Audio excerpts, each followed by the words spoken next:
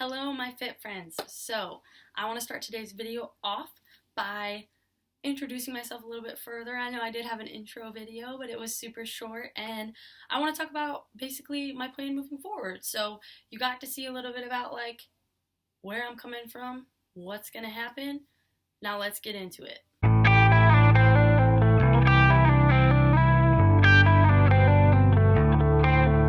So, to start, I want to kind of expand just a wee bit on my brief athletic career, sort of. So, as I said in the first video, I did play 4 years of college soccer as well as 2 years of college track, both at the varsity level. My track, I started my junior year and did my junior and senior year. Obviously, my senior year got cut short because of this wonderful pandemic we are all living through. Focusing a little bit more on health and fitness specifically, because obviously moving forward due to the pandemic, I am, and also graduating, because let's be serious, I had a month left anyway. Due to graduating and being done with college sports, I am officially retired. So I want to kind of focus this video on my health and fitness and how it's developed a little bit over time and where it's going moving forward. So obviously, being an athlete, you do need to be aware of your fitness and your health and what that means for your performance and things like that. So I've learned a lot over the years about myself personally, and also I've explored various research and other categories of life and stuff about what it means to be a healthy and fit individual. So, starting off around my junior year of high school, I was getting pretty competitive with soccer, and this is where I started to first get into lifting and the fitness part of health. So, I took a class at a CrossFit gym, actually, and it was basically like the fundamentals of strength. So, it was a introductory class, but it was strictly it wasn't CrossFit, it was just like how to lift with proper form, teaching us the lifts, like even weightlifting, so not just like squat, deadlift, bench, overhead press, but also clean and jerk, that kind of thing. So we learned all of that, and then we did have a little bit of conditioning in there too. So that was super nice. I did that this summer going into my junior year, and then from there I was an athlete doing things, and then fast forward to my my freshman year of college. This is the first time that I really got into like fitness. So I started to develop more interests in regards to like lifting and physique and looking a certain way and things like that. So I was becoming a little bit more body aware. This did have to do with some weight fluctuations going on due to being in season. So I lost like 15 pounds, and it was the first time like I ever had like abs in my life and stuff like that. Like I've always been like, if you see me, I'll do a physique update actually at the end of this to kind of kick off this whole thing. But I am a bulkier girl. Like I got broad shoulders, I got like thick thighs, I got soccer player thighs. Like I'm a very athletic build kind of person. I'm around 5'6", so I didn't skimp in height either necessarily. I'm pretty decently tall. And so this is the first time that I had been like super cut, basically. And it was on accident. So just from being a freshman in college and the season really hitting me hard for the fall, I lost a bunch of weight. So I got super into like looking a certain way. I was interested in like bodybuilding, things like that. And I got into like what I would consider now like bro lifting. So like lifting for biceps and like the pump, like that kind of thing. Moving forward, I kind of moved away from this. Going into my junior year of college, I got super into like athletic performance. So not looking a certain way not lifting and exercising a certain way to look a certain way, but to feel a certain way. To feel really good when you're working out, to feel really good when you're performing on the field, to just be more athletic, just be strong, be fit, and not really care about what you look like. Because honestly, when I got really focused on that, I again I was experiencing a lot of weight fluctuation versus being in season and versus being out of season. So my weight, my freshman year, I got down to like 135, and then I ended up having surgery on my foot in the spring semester, and my weight got up to like above 160. So not 30 pounds total, but really close. Like really close to a 30-pound weight fluctuation. And I wasn't ever like super unfit in either direction. I was just experiencing weight fluctuation, which is semi-common. And it was something that I had to work through. But then my junior year, my weight was pretty regulated. I was hanging around 150, which is like my normal. And yeah, I was just kind of like working out and eating and things like that to feel good during my workouts and to play well on the field. And that paid off like the most for me as far as I would say my health and fitness goes. This is also a time when I got into like the nutrition part of things. So I was tracking my macros, things like that. I did have a brief stint of being vegan my sophomore year of college, and that was mainly because, I actually do identify with that lifestyle, but it ended up being impractical because I was living on campus and I was eating in a cafeteria that didn't really have a lot of options for people who were eating vegan, and I ended up just not feeling well during like my practices for soccer and stuff like that, and I needed just more food. So I ended up alternating out of that, and I actually have never gone back, but it's something that I might explore for the future, but for the time being, I am not a vegan. But I did actually have a brief stint in being vegan, and I was interested in the health benefits of it, and I was interested in the health benefits of like intermittent fasting and things like that, and just kind of like playing around. This is kind of a stage where my junior year, I was just kind of like learning and exploring what nutrition had to offer, and not just like lifting and like being fit and things like that, but also like what can you get out of nutrition.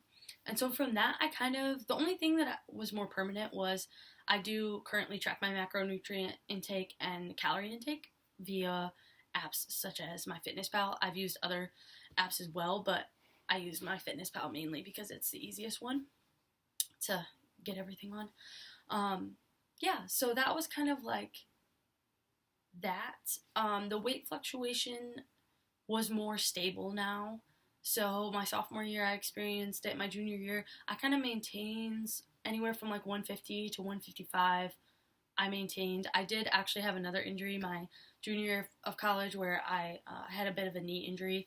I got down to, I was sub 150, I think, for a brief moment during soccer. And then I experienced this injury, and my contribution, I still played in all the games and stuff, but I was pulled from most practices and was doing like rehab and things like that. So my activity level did decrease, and that's what I kind of attributed that to.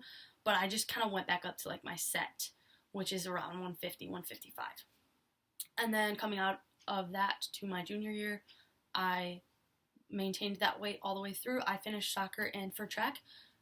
Going out of my junior year, we ended up losing our coach, and I threw javelin during outdoor season, and that was the first event that I was like, this is my event, like I want to do this event. And so going into my senior season, javelin is just outdoor.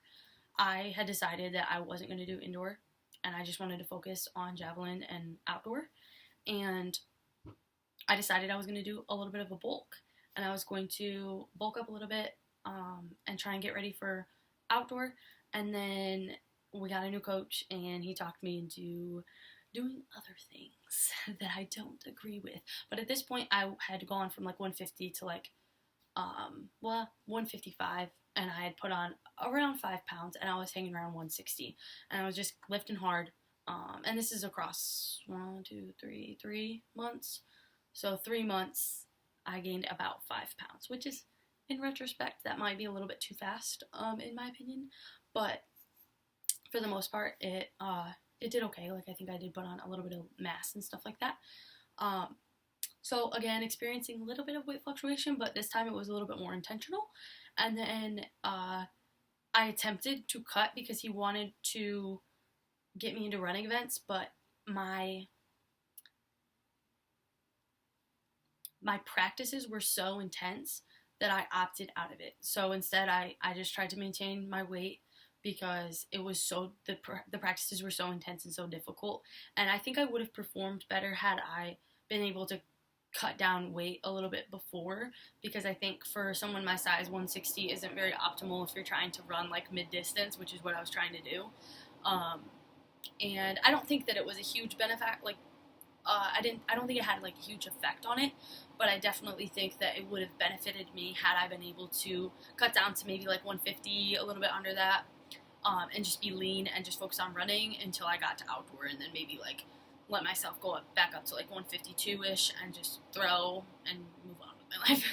But in retrospect, hindsight 2020, it worked out, and now we're here. So throughout this experience, I have accumulated a lot of knowledge in regards to both health, fitness, nutrition, and what does that do? So I've a lot of what I've wanted to learn and what I've wanted to do has been in regards to being an athlete and what that means, being able to perform, being able to do what I need to do day to day in practice, in games, that kind of thing, in meets. And now that's over. So as I said in the last video, what does that look like for athletes who are done? And I think that that's one of my biggest motivators for this channel, is that there are so many athletes that, regardless of this pandemic, at some point, you're going to be done. And if you're still an athlete, hang on to all that hope that you will one day be a professional athlete. But even as professional athletes, they retire one day. So if you do get there, at some point you're going to retire.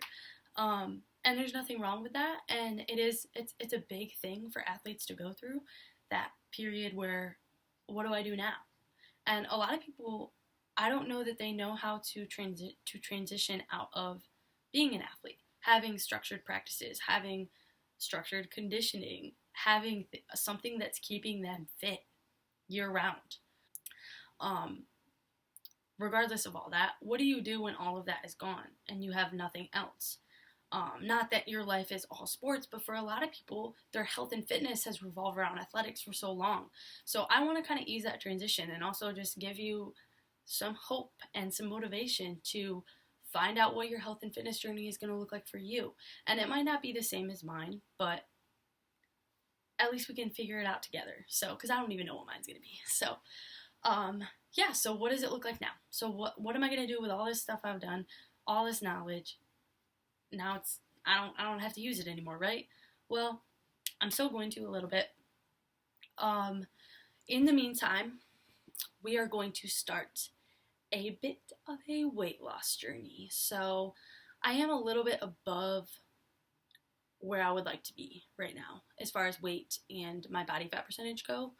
I weighed in this morning actually at approximately 165 pounds and 30% body fat. So that's a little bit high for me personally. I am 5'6" and relatively muscular as well. So I'm not outlandishly out of shape or anything, but I do want to cut some of that body fat down. And so we're starting to cut. Now, to preface, I'm not going to do this in a glamorous way. We're not going to lose 15 pounds in 3 weeks and then gain it all back. You know, the true glam way. No.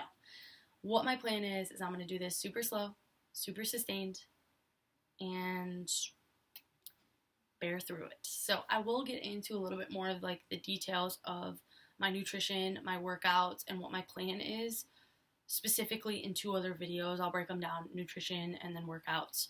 And so those will come after this video is already up. But I am going to do a slow and sustained cut to start my new journey outside of athletics. And that, I don't really have necessarily a goal weight. I have a goal body fat percentage to be under 20%. And this is because I really would like to start a super, super lean bulk after that. So I want to cut down all the excess body fat. And then I want to slowly build back up. And not body fat percentage. I want to build back up my weight, and I want to pack on some dense, lean, strong muscle and get these biceps back where they need to be. And then from there, I don't have a concrete plan. I know that I want to bulk, though. I do know that. And I think what I'm going to focus on is strength. I have always been a relatively strong individual as far as muscular ability, not just like strong, you know, like strong. So, and lifting has always been super fun. Like, since I started it, I knew that I enjoyed it a lot, and it's been something that I look forward to doing week to week, day to day, you know, that kind of thing. So I do want to continue lifting, I know for sure. I also want to get more into like other forms of fitness. I've been experimenting with yoga throughout these years, mainly for health and injury prevention, but I would like to get into like mobility and things like that. I have my own versions of both yoga and mobility, but I would like to do a little bit more structured things like that to keep my health and well-being moving forward into my late life, so I can always move and squat a bunch of weights. But also, so post bulk, I'm thinking about starting powerlifting. I haven't decided. So I know that I'm not ready to just never compete in anything again. I'm way too competitive. If I did that, I would just like rip my boyfriend's face off when we play cards. Like, I would not be able to handle not being competitive in some way. So yeah, so I'm probably gonna dabble into a few different things. I don't think I'm gonna be interested in bodybuilding. I used to, as I said, I used to be interested in those girls, and I think that they look freaking phenomenal when they get on that stage. But then I was thinking, okay, Blake, you're in the 4th grade, and your mom, who, my mother was very athletic growing up, okay? She was on the Junior Olympics volleyball team for America. They played in like Chicago or something, but she was a setter. So my mom's begging me to play volleyball.